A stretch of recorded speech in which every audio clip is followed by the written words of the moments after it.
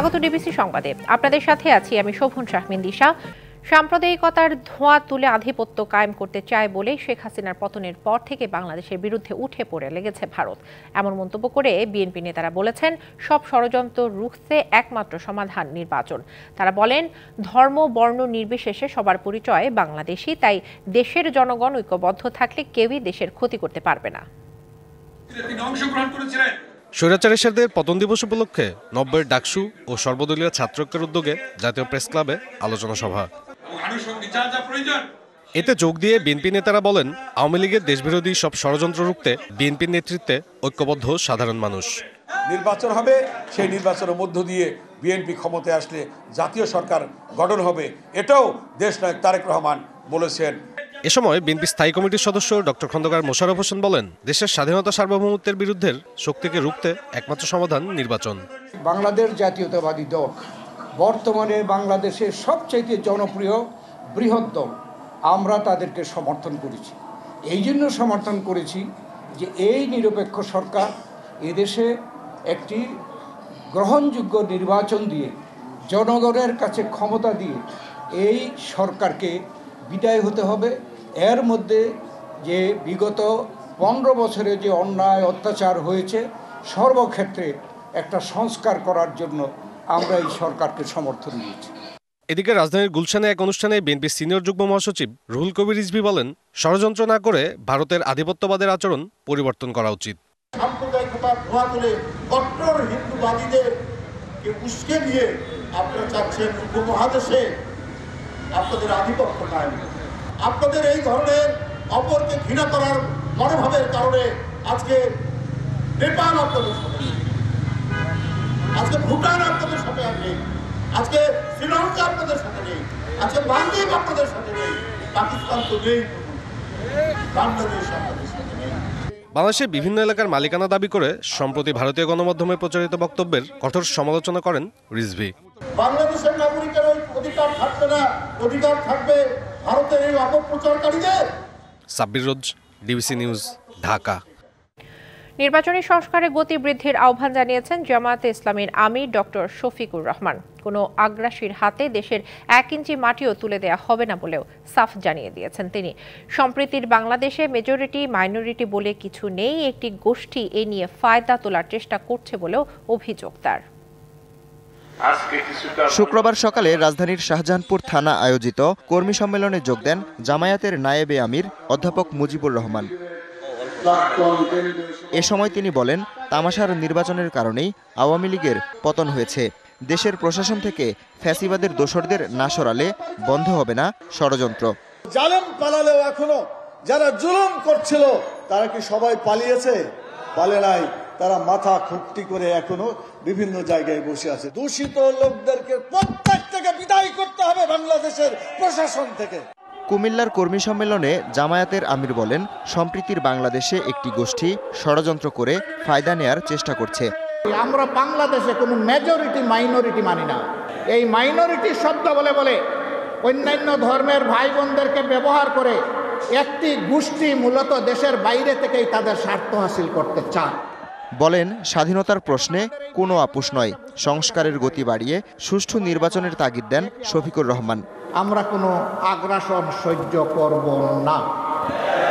বাংলাদেশের 1 ইঞ্চি জমি আমরা কাউকে ছেড়ে দেব না।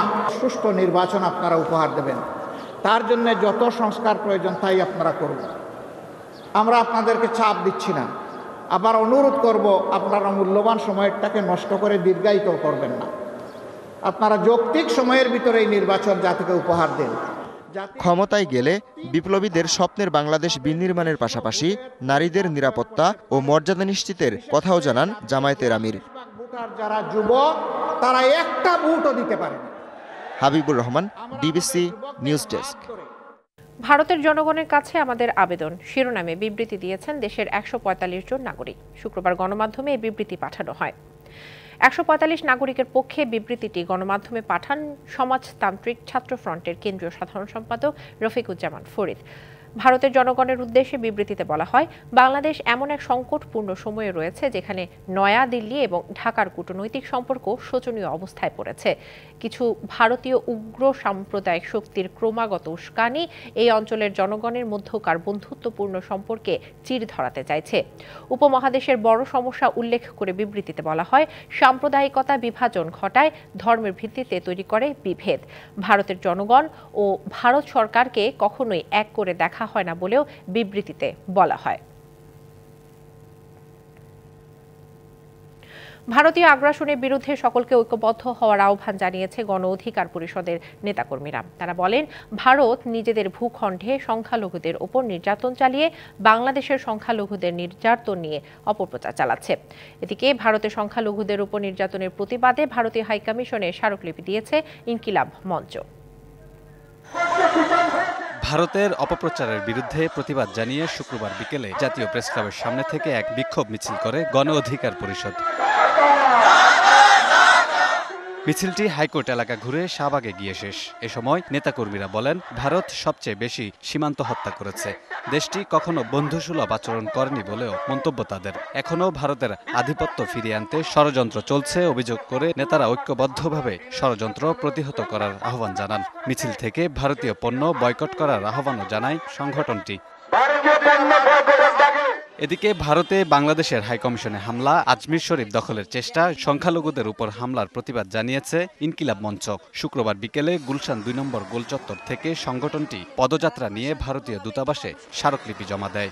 ১১৮৫ জন বাংলাদেশি সাধারণ নাগরিক নিহত হয়েছে সীমান্তে। এটাকে আমি সীমান্ত গণহত্যা বলতে পারি। বন্ধু রাষ্ট্রের কথা বলে ৭১ আমাদের সাহায্যের যেই ডায়েরি প্রতিনিয়ত যে অপারেশন এবং যেই ডমিনেট আমাদেরকে করে যাচ্ছে তা আমরা মানি না। তাদের এই কর্মসূচি ঘিরে কূটনৈতিক এলাকায় নিরাপত্তা জোরদার করা হয়। Kamrul Hasan, DBC news, Dhaka.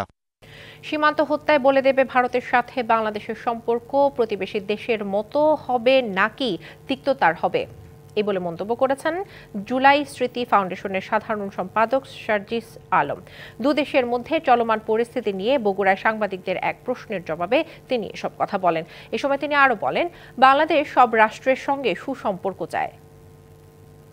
ভারতকে নির্ধারণ করতে হবে যে আমার একজন ভাই ওই সীমান্তে তার লাশ পড়ে থাকবে কিনা। যদি থাকে তাহলে ওই লাশই নির্ধারণ করবে ভারতের সাথে বাংলাদেশের সম্পর্ক কেমন হবে। ভারতের সাথে আমাদের সম্পর্ক প্রতিবেশী দেশের মতো হবে নাকি সম্পর্ক অন্য কোনো পর্যায়ের তিক্ততার হবে, সেটা ভারতই নির্ধারণ করবে তাদের কাজের মাধ্যমে। ৯ ডিসেম্বর ঢাকায় আসছেন ভারতের পররাষ্ট্র সচিব বিক্রম মিস্ত্রি।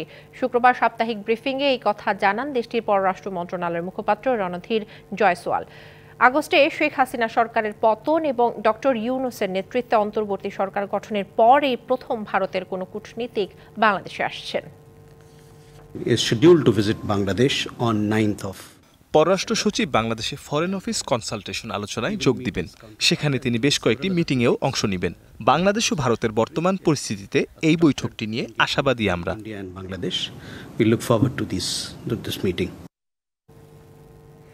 চট্টগ্রামে আইনজীবী আলিফ হত্যা মামলার প্রধান আসামি চন্দনকে ৭ দিন এবং আরেক আসামি রিপনকে ৫ দিনের রিমান্ডে নিয়েছে পুলিশ। দুজনকে মহানগর হাকিম কাজী শরীফুল আলমের আদালতে হাজির করে মামলার তদন্তকারী কর্মকর্তা ১০ দিনের রিমান্ডের আবেদন করলে শুনানি শেষে আদালত এই আদেশ দেয়। শুক্রবার দুপুরের পর থেকেই চট্টগ্রাম আদালতের নিরাপত্তা ব্যবস্থা জোরদার করা হয়। বন্ধের দিনেও প্রবেশ করতে দেওয়া হয়নি বহিরাগত কাউকে। বেলা ৩:৩০টার দিকে আলিফ হত্যা মামলার প্রধান আসামি চন্দন ও আরেক আসামি রিপনকে কড়া নিরাপত্তার মধ্য দিয়ে আনা হয় আদালতে। এ সময় তাদের ফাঁসির দাবিতে বিক্ষোভ করেন আইনজীবীরা। শুনানি শেষে দুজনকে রিমান্ডে নিয়ে জিজ্ঞাসাবাদের আদেশ দেয় আদালত। চন্দন দাসকে বিজ্ঞ আদালত ৭ দিনের শুনানি আনতে রিমান্ড দিয়েছেন এবং রিপন দাসকে ৫ দিনের রিমান্ড দিয়েছেন। আমরা মনে করি এটা ঠান্ডা মাথায় পরিকল্পিত অন্যান্য কারো প্ররোচনায় এই হত্যাকাণ্ডটা হয়েছে। আলিফ হত্যার সাথে জড়িতদের দৃষ্টান্তমূলক শাস্তির দাবি তার সহকর্মীদের। আসামি দ্রুত সময়ে গ্রেপ্তার হয়েছে। দ্রুত বিচারের মাধ্যমে এই ন্যাক্কারজনক ঘটনার ঐতিহাসিক ঘটনার একটা বিচার শেষ হবে বলে আমি মনে করি। এদিকে হত্যাসহ দায়ের করা 6টি মামলায় এখন পর্যন্ত 50 জনকে গ্রেপ্তার করা হয়েছে। এর মধ্যে হত্যা মামলায় গ্রেপ্তার 11, বাকি আসামিদের ধরতে অভিযান চলছে বলে জানিয়েছে পুলিশ। রিপন দাস এবং চন্দন দাস এদের দুজনের কাছ থেকে ইনফরমেশনের ভিত্তিতে আমরা আরও গুরুত্বপূর্ণ আসামি তথ্য পেয়েছি এবং সেই অনুযায়ী আমরা গ্রেফতারের ব্যবস্থা নেব। গেল 26শে নভেম্বর সম্মিলিত সনাতনী জাগরণ মঞ্চের মুখপাত্র চিন্ময় কৃষ্ণ দাসের জামিন নামঞ্জুর করে কারাগারে পাঠানোকে কেন্দ্র করে সংঘর্ষের সময় আইনজীবী আলিফকে কুপিয়ে ও পিটিয়ে হত্যা করে দুষ্কৃতিকারীরা। মাসুদুল হক, ডিবিসি নিউজ, চট্টগ্রাম। ঢাকা সহ সারা দেশে বাজারে দেখা দিয়েছে বোতলজাত সয়াবিন তেলের সংকট। 2-1 জায়গায় পাওয়া গেলেও তাও চাহিদার তুলনায় খুবই কম, দামও নেওয়া হচ্ছে বেশি। বিক্রেতাদের অভিযোগ, দাম বাড়াতেই তেলের কৃত্রিম সংকট তৈরি করছে কোম্পানিগুলো। এই সুযোগে খোলা তেলের দাম বাড়িয়েছেন অনেকে। বোতলজাত সয়াবিন তেলের সংকট রংপুর অঞ্চলের বাজারে বাজারে। খুচরা মুদি দোকান থেকে শুরু করে ডিলার, কোথাও মিলছে না বললেই চলে। 2-1 জায়গায় পাওয়া গেলেও নেওয়া হচ্ছে নির্ধারিত দামের চেয়ে 10 থেকে 15 টাকা বেশি। এতে না বিশ্বাস ক্রেতাদের। বাজারের দোকানে বলতেছে তেল নাকি নেই, এখন আমরা তেল না থাকলে আমরা কি রান্না সহযোগিতা করবো? উদ্যোগতির ব্যাপার নিয়ে তো কমপ্লেন করার আর শেষ নাই, কোথায় আসতেছি, সমাধান পাচ্ছি না। একই অবস্থা রাজধানী সহ সারা দেশেই। ক্রেতাদের অভিযোগ, দাম বাড়ানোর জন্য বাজারে তেলের কৃত্রিম সংকট তৈরি করা হচ্ছে। এখন একটু আভাস পাই যে জিনিসটা দাম বাড়তে পারে, তখন আমরা জিনিসটা বাজারে পাই না। আবার যখন শুনি যে দাম কমতে পারে, তখনও এসে জিনিসটা পাই না। আমার কাছে মনে হয় যেন তেলের সংকটগুলি কৃত্রিম সংকট। তেল পাওয়া যাচ্ছে না, বোতলজাত, সব সিন্ডিকেটের খেলা। আমরা খুব সমস্যার মধ্যে আছি। বর্তমান প্রশাসনের কাছে আমি আশুদৃষ্টি কামনা করছি, এটাকে নিয়ন্ত্রণ করা দরকার। ঢাকার বাজারে বোতলজাত সয়াবিন তেলের সরবরাহ না থাকায় ক্রেতা ধরে রাখতে খোলা তেল বিক্রি করছেন অনেকে। সাধারণত প্যাকেট তেল তো এখন কোম্পানিরা দিচ্ছে না, কিছুর জন্য সাপ্লাই কম, বুঝতে পারতেছে না। সয়াবিন তেল তো আগে থেকে নাকি এরা এলসি কমে গেছে নাকি বলছে, এটা ডিসেম্বরে এমনিও ক্রাইসিস থাকবে এটা বলছে আর কি। দোকানিরা বলছেন সরবরাহ না থাকায় বাধ্য হয়ে তাদের বেশি দামে তেল বিক্রি করতে হচ্ছে। লুজ তেল বেচতেছি আমরা 186 থেকে 88, প্যাকেট চার্জ যেটা লিটার প্রতি হলো 167 টাকা। শতকরা আপনার 90 দোকানে আপনার তেল নেই, সীমিত আকারে পাচ্ছি, যেরকম ওইভাবে সীমিত আকারে আমরা বিক্রি করতে পারতেছি। আর ডিলারদের অভিযোগ, নির্ধারিত মূল্যের চেয়ে বেশি দিয়েও কোম্পানি সয়াবিন তেল সরবরাহ করছে না। আজকে প্রায় 2 সপ্তাহ ধরে আউটের দাম কিনা 2 পিস 1 পিস গায়ের দাম তো বেশি দিয়ে কিনা বেচতেছি। কোম্পানি চাইতেছে দাম বাড়াইতে, কিন্তু মূলত এরপরে কোম্পানির চাপের, সরকার চাপের কারণে কোম্পানির দাম বাড়াই দেয় না, এই জন্য এরা কোম্পানির সংকট দেখাইতেছে। সয়াবিন তেলের সংকট কাটাতে সরকারি তদারকির দিকে তাকিয়ে সাধারণ মানুষ। হিমেল মাহবুব, ডিবিসি নিউজ, ঢাকা। জাতীয় সরকার গঠন করে 6 মাসের জন্য সভা সমাবেশ বন্ধ করার দাবি জানিয়েছেন গণ অধিকার পরিষদের সভাপতি নুরুল হক নূর। শুক্রবার সন্ধ্যায় গণ অভ্যুত্থানে আহতদের সুস্থতা এবং শহীদদের স্মরণে এক আলোচনা সভায় তিনি এই কথা বলেন।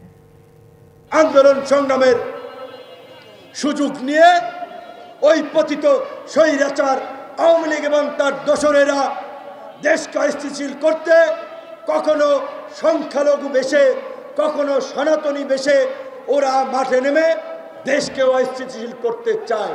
জাতীয় সরকার গঠন করে আগামী 6 মাসের জন্য সব ধরনের সভা সমাবেশ বন্ধ করুন। দেশে প্রায় 1,500 পর্যটন স্পটের উন্নয়নে কাজ করা হবে বলে জানিয়েছেন বেসামরিক বিমান পরিবহন ও পর্যটন উপদেষ্টা AF হাসান আরিফ। পাশাপাশি পারস্পরিক আলোচনার মাধ্যমে কক্সবাজারকে পরিচ্ছন্ন নগরী হিসেবে গড়ে তোলা সম্ভব বলে মন্তব্য তার। বিকেলে কক্সবাজারে অনুষ্ঠিত সমুদ্র সৈকত ও শহর পরিষ্কার পরিচ্ছন্ন রাখা, ডেঙ্গু প্রতিরোধ এবং সিঙ্গেল ইউজ প্লাস্টিকের ব্যবহার প্রতিরোধে জনসচেতনতামূলক বিশেষ ক্যাম্পেইনের সমাপনী অনুষ্ঠানে তিনি এসব কথা বলেন। এ সময় উপদেষ্টা আরও বলেন, ট্যুরিজম বাস্তবিক পক্ষে মানুষের মধ্যে সংযোগ স্থাপনের একটি প্ল্যাটফর্ম। সৌদি আরবের বিভিন্ন খাতে অবদান রেখে আসছেন বাংলাদেশিরা। সে দেশের সরকারও মনে করে এই কর্মী বাহিনী সৌদির অবিচ্ছেদ্য অংশ। স্বচ্ছ এবং ন্যায়সঙ্গত শ্রমবাজার তৈরির লক্ষ্যে বিভিন্ন পদক্ষেপ নিয়েছে তারা। সাংস্কৃতিক বৈচিত্র্য এবং পর্যটন খাতকে এগিয়ে নিতে চালিয়ে যাচ্ছে নানা কার্যক্রম। এসব খাতেও কাজ করছেন প্রবাসী বাংলাদেশিরা। সৌদি আরব ঘুরে এসে আরও জানাচ্ছেন রেদওয়ান আহমেদ। ক্যামেরায় ছিলেন সাইফুল ইসলাম রনি। রূপের জাদু বড় জাদুঘর, মনের মায়া বড় মায়া গো। 9টি দেশের অংশগ্রহণে সৌদি আরবের মিডিয়া মিনিস্ট্রি আয়োজন করে সাংস্কৃতিক পরিবেশনা গ্লোবাল হারমোনি। बिजली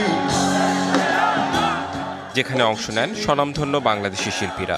আমন্ত্রণ জানানো হয় বাংলাদেশের সাংবাদিকদের।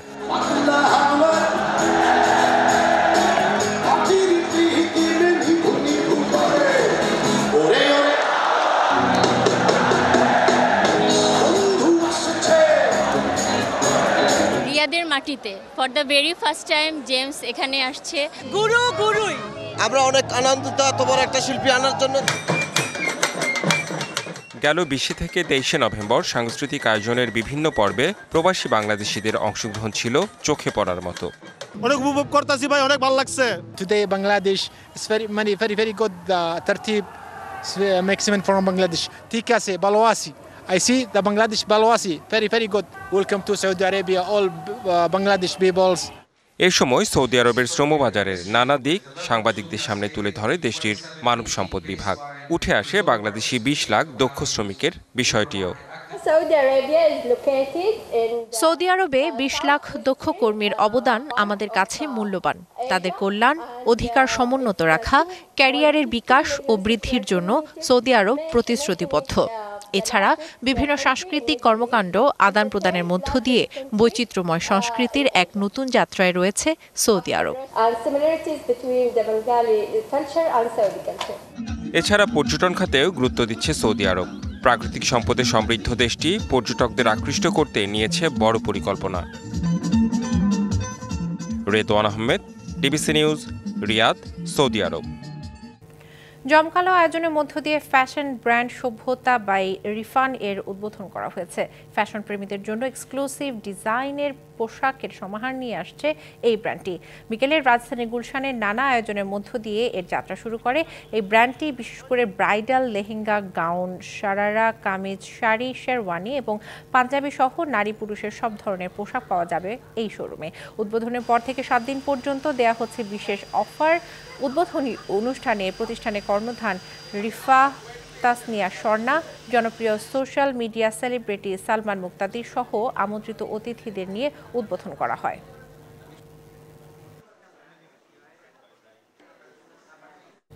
ইউনিভার্সিটি অব এশিয়া প্যাসিফিকের আয়োজনে ICPHS 2024-এর জমকালো আয়োজন অনুষ্ঠিত হয়েছে।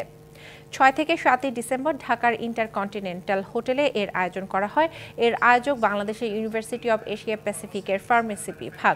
সখ্য আয়োজক ইন্দোনেশিয়ার ইউনিভার্সিটাস সুমাতেরা উতারা ও মালয়েশিয়ার ইউনিভার্সিটি কেবাংসান।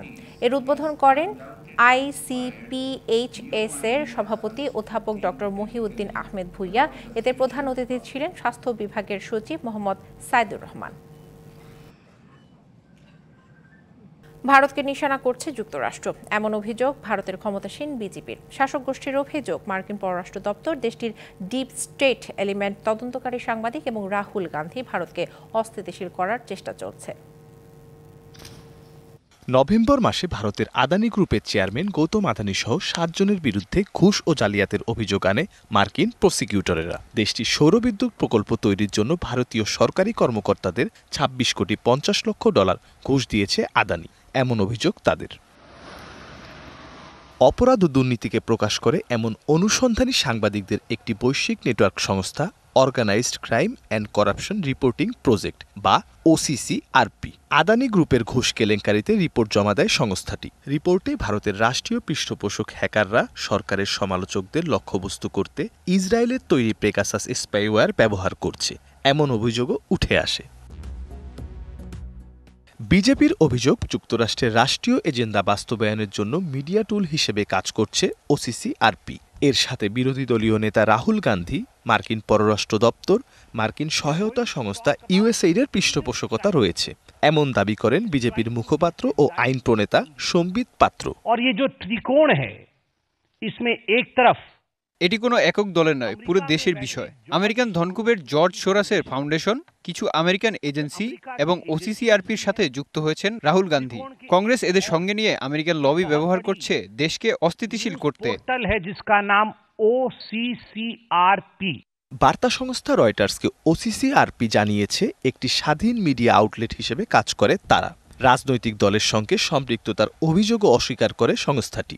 মন্তব্যের বিষয়ে মার্কিন পররাষ্ট্র মন্ত্রণালয় ইউএসএইড জর্জ সোরাস ও কংগ্রেস পার্টির সাথে যোগাযোগ করেও কোনো মন্তব্য পায়নি বার্তা সংস্থা রয়টার্স। মন্তব্য করেনি ভারতীয় পররাষ্ট্র মন্ত্রণালয়ও। Mirza Sanwar Hossain, DBC news desk.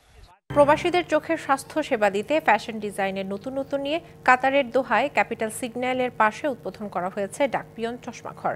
কাতার প্রতিনিধি আমিন ব্যাপারী জানান, ফিতা কেটে চশমাঘরের উদ্বোধন করেন বাংলাদেশি তরুণ উদ্যোক্তা মোহাম্মদ রুবেল এবং মোহাম্মদ রাসেল খান। উদ্বোধনী অনুষ্ঠানে আরও বক্তব্য রাখেন ব্যবসায়ী অংশীদার সোহাগ, সুমন, ফয়সাল এবং সুব্রত সুহান। উদ্বোধন উপলক্ষে 50% ছাড়ের ঘোষণা করেন উদ্যোক্তারা। মধ্যপ্রাচ্যের দেশ কাতারের রাজধানী দোহারের প্রাণকেন্দ্র আল ওয়াতান সেন্টারে যাত্রা শুরু করেছে বাংলাদেশি প্রতিষ্ঠান ব্ল্যাক রোজ ট্রেডিং হাউস। কাতার প্রতিনিধি আমিন ব্যাপারী জানান, প্রতিষ্ঠানের স্বত্বাধিকারী মোহাম্মদ ইকবালের উপস্থিতিতে ফিতা কেটে প্রতিষ্ঠানের উদ্বোধন করেন আব্দুর রহমান। এ সময় উপস্থিত ছিলেন ম্যানেজার আল আমিন, আদনান সহ অন্যান্যরা। প্রতিযোগিতার বাজারে প্রবাসীরা স্বল্প মূল্যে সহজে মানসম্পন্ন পণ্য কেনাকাটা করতে পারবে বলে জানান প্রতিষ্ঠানটির মালিক। ডিবিসি সংবাদে এই ছিল এখনকার মতো। ডিবিসি নিউজের সংবাদগুলো পড়তে ভিজিট করুন dbcnews.tv আর ভিজিট করুন ডিবিসি নিউজের ফেসবুক পেজ এবং ইউটিউব চ্যানেল। ডিবিসির সঙ্গে থাকুন।